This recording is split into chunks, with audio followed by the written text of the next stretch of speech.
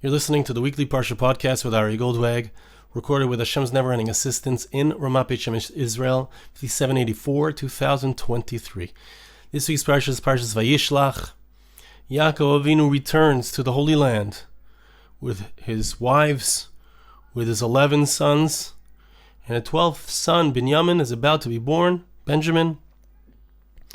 The Torah tells us that Vayihi b'akshoisa b'lidato, that Rochel, as she's giving birth to Benjamin, she's giving birth to Binyamin, she has trouble in her birth. She ends up passing away from this birth.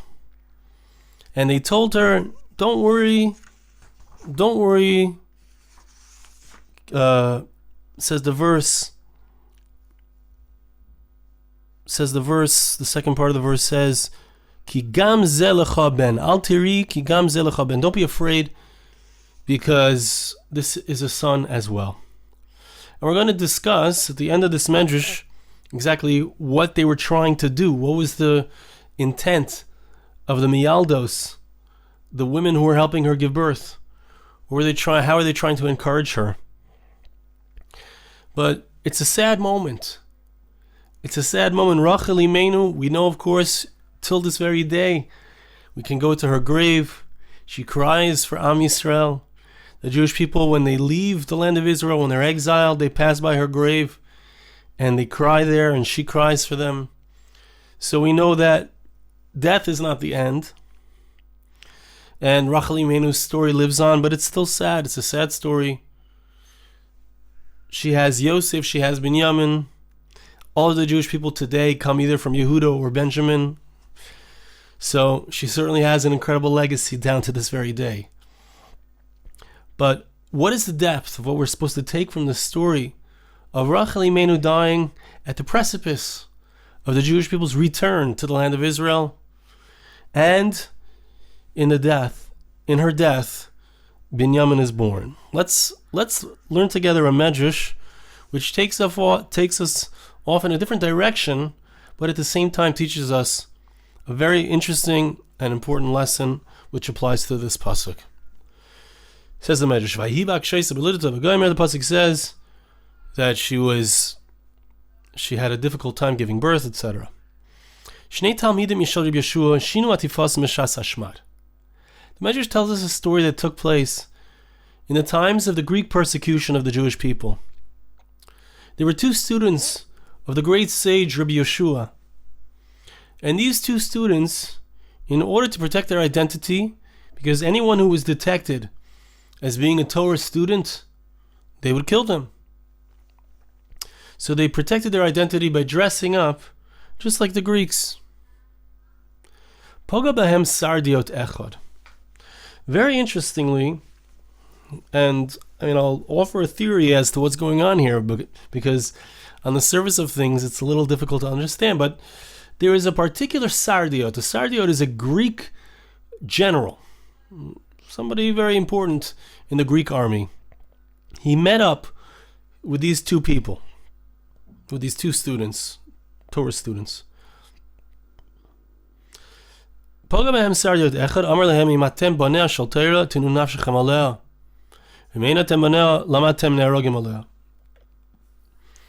He looked at them and he saw the way they were dressed, and he sensed, it seems, that something was strange about them. They didn't seem to be real Greeks, or they didn't seem to be real Hellenists, and yet they were dressed in the garb of Greeks.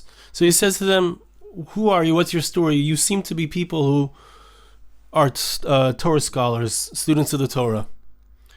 Why are you dressed like us? First of all, why are you dressed like us? Why are you trying to fake us out? If you're Bnei Torah, if you're Torah scholars, so then let yourself be killed. Let us identify you. Amrulai, so they saw the gig is up. So they said, Boneo onu, Valeo onu neherogim. They said, we are students of Torah, and we are willing to give our lives for the study of Torah. But why do we dress up this way?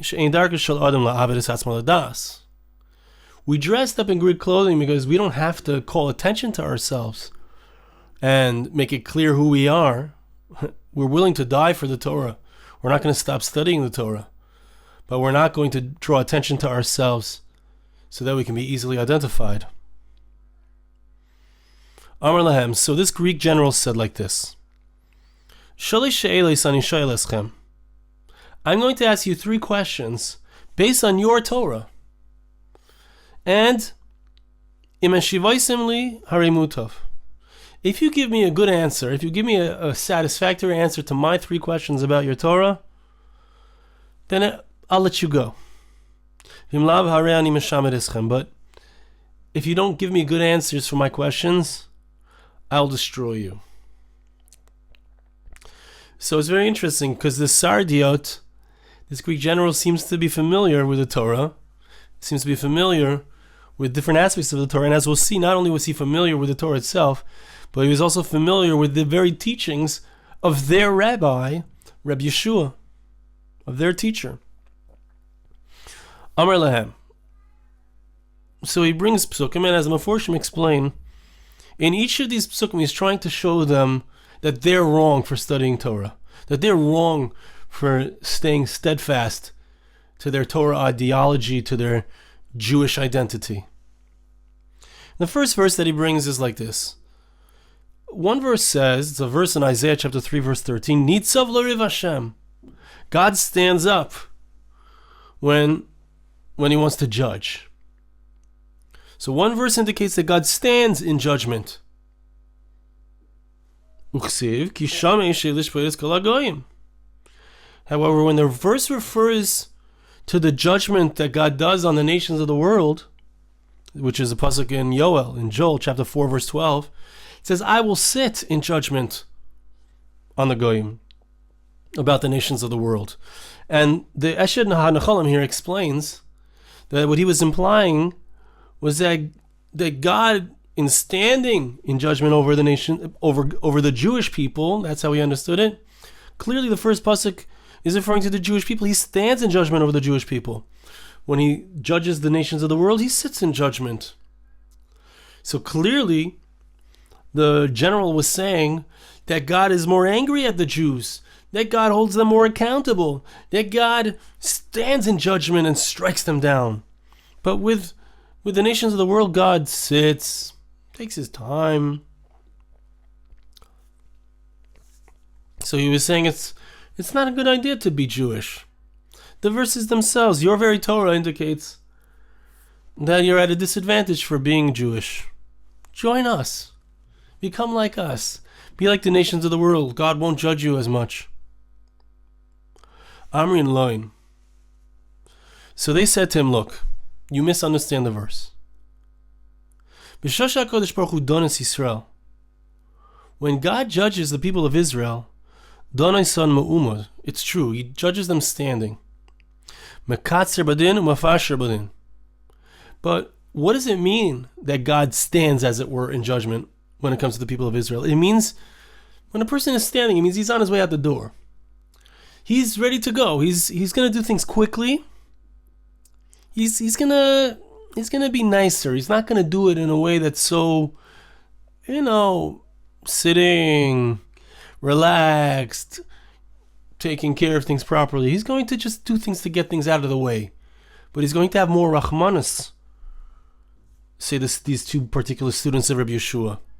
Hashem has more mercy on the Jewish people. The fact that he's standing doesn't indicate his anger at the Jewish people. The other way around, it indicates that he's going to have mercy on the Jewish people. And he's going to find a loophole for the Jewish people. When he judges the nations of the world, so he sits. He sits down. And he's very careful in the judgment of the nations of the world. And he extends the judgment in such a way that he finds all the problems, all the things that they've done wrong. It's not worth it. It's not worth it to be part of the nations of the world, said these 2 students in response to this general. Amar lahem. So, interestingly, the general responded and said, I had to tell you the truth. I know something that it seems you don't know, because I know what your Rebbe said. Amar lahem, lekach darsh Rabbi Yehoshua rabchem. Are you not aware of what Rabbi Yehoshua, your teacher, actually said on these verses? He said, quoted the general, the Greek general said, quotes Rabbi Yehoshua and says that both of these verses are actually speaking about the nations of the world. He said, you're correct. He sits first in his judgment of the nations of the world, and he does judge the nations of the world slowly, and he's careful, and he looks at every detail, and he is going to get the nations of the world for all they've done wrong. And the standing part also has to do with the nations of the world.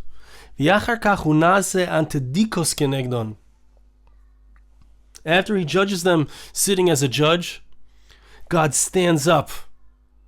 God stands up and he acts as the prosecutor. Because God, besides for himself, besides for being the judge himself, of course, he's the ultimate judge, but he also has a court, a heavenly court that's with him. And he stands before the heavenly court and he prosecutes. He speaks against the nations of the world. So first he sits, and then he stands, as it were. So the general admits that they're really correct in understanding these verses that way, and understanding that it's not a good thing for the nations of the world.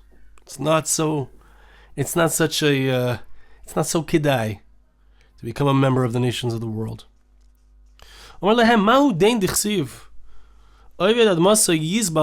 He says, he brings him another verse which seems to indicate that their approach is wrong.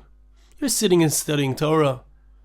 You're rejecting the pursuits of the physical world. You're involved in intellectual pursuits, Torah pursuits, spiritual pursuits. But why don't you agree to the Greek philosophy? We have to develop our physical bodies. We need to work the land. The pasuk itself says in Mishlei, in Proverbs chapter 28, verse 19, the one who works the land, he will be full with bread. The end of the verse says, if you do empty things, you'll be poor. So the King Solomon, the wisest of all men, points out the general. He said, you can't just sit and learn. You can't just study. You can't just be involved in spiritual matters. You need to work the land if you want to eat. If you're involved in empty matters, which I would say you are, as the general is implying, so then you'll be poor. That's not a praiseworthy thing, it seems, according to King Solomon. Amrulai, they said, no, you misunderstand what this verse is speaking about.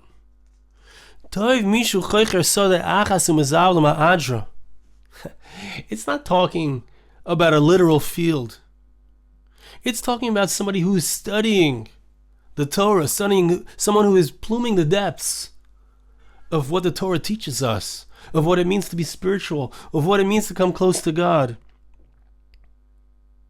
And the verse is saying that a person can focus on one piece of land, on one sugya in the Torah, on one particular section of the vast amounts of knowledge that there are.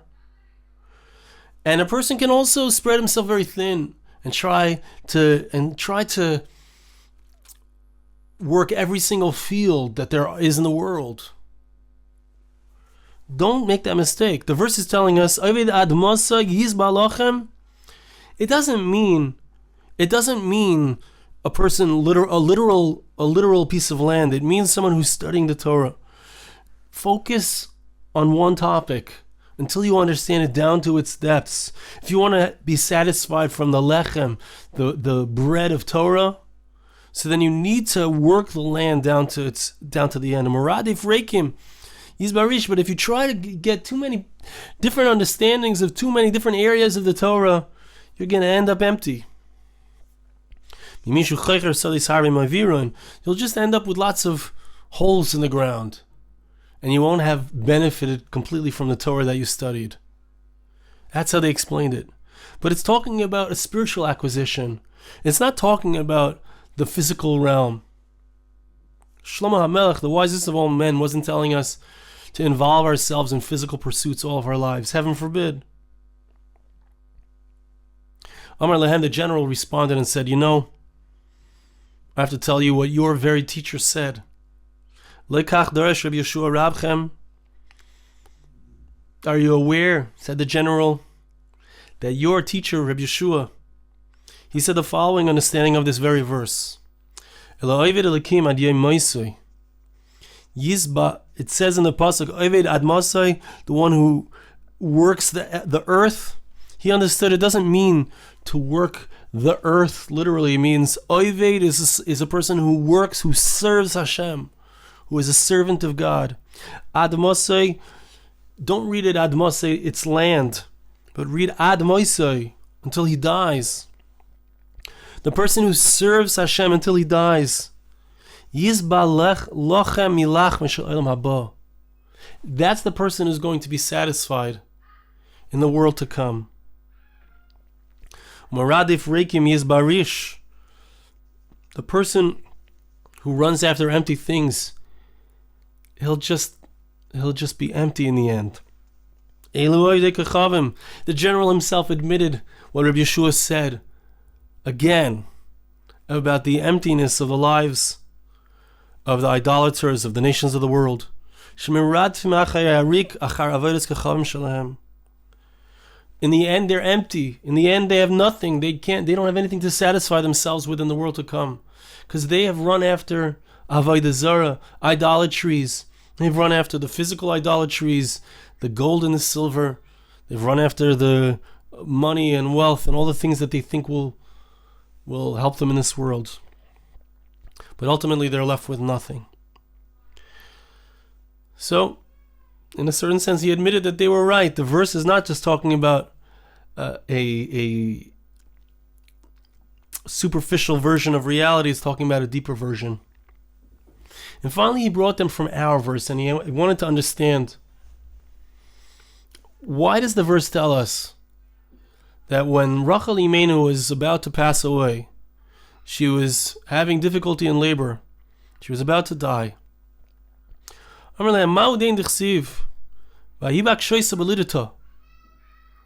does it mean when the verse says that she was having difficulty in her birth? And then what does the end of the verse say? The end of the verse says, as we quoted earlier, that they told her, don't worry. Sorry, I have a hard time finding it. Al tiri ki gam ze lecha ben, don't worry, you have a son. How did they, he asked them, how is Rochel Imenu consoled by the fact that she's about to have a son? She's dying. How is she consoled? And I would say that the implication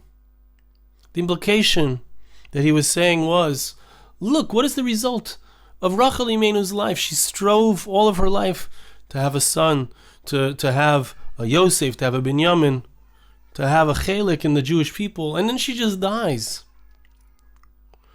So the implication from the general is, you're spending your whole life in spiritual pursuits, and then you just die. Your life in this world is just, it's so short. You don't even see in this world that the tzaddik, the righteous individual, Rochel Imenu, she didn't live a long life. She died at a very young age. What is the consolation?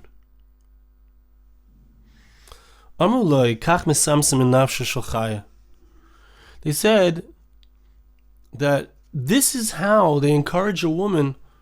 They try to help her, that she shouldn't pass away when she's about to die. As she's giving birth, they say to her, Al tiriki ben zachar yaladet. As the Meforshim explain, what they were telling her was, don't worry, you have a son, you're giving birth to a son. And the son, the Eitz Yosef says, Ki ben zachar yaladet shu siman chayim v'shalom. You're not going to die. They were trying to encourage her that she shouldn't die. Didn't work out. But don't worry. You're not going to die. There's a simon of life. You're having a son. There's a simon of peace. You're having a son. Not just any son. Binyamin HaTzadik. Benjamin. And then he says back to them something else. He says, I want to tell you what your teacher darshaned, how he understood this verse.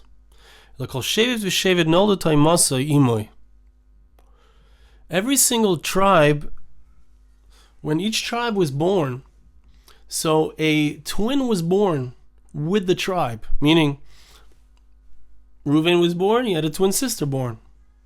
Shimon was born, a twin sister was born with him. Each of them was born with a twin. And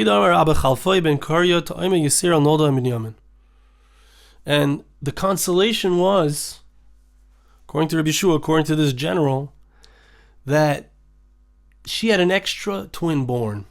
Besides for Binyamin, and it seems, besides for the regular twin that was born, a girl that was born alongside each twin, there was another twin. There was triplets. That's what it seems to be saying. So what? There's a nechama.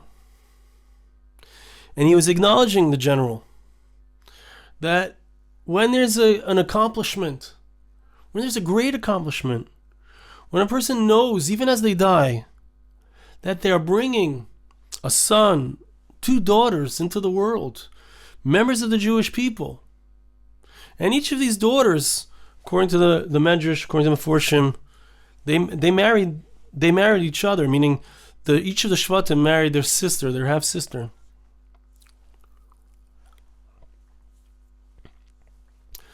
Excuse me. So what is the message? What is the message? And it's so interesting to me that this general, he had this sensitivity. He knew obviously about the Torah. Maybe he was even somebody who had converted to the Greek way of life. Maybe he himself was a Hellenist, who had originally been a Jew. How did he know this information? My son said they were interested in information. They were interested in knowledge, so he knew. Maybe he wasn't. But he was somebody who had information, and he's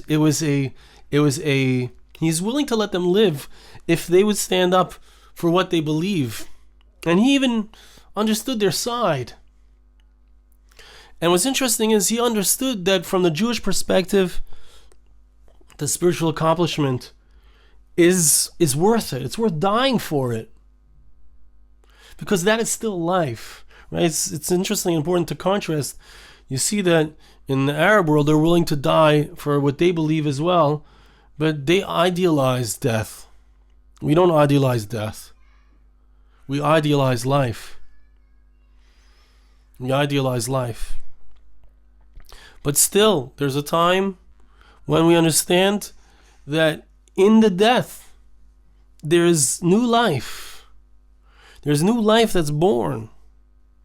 In Rochel Imenu's death, in the potential death of a Torah scholar in the times of the Greeks, in the times of the Hellenists, they knew that that was how they would bring continued life. Just like Rochel Imenu, just like Rachel was consoled by the fact that she had so much life that was coming into the world through her death.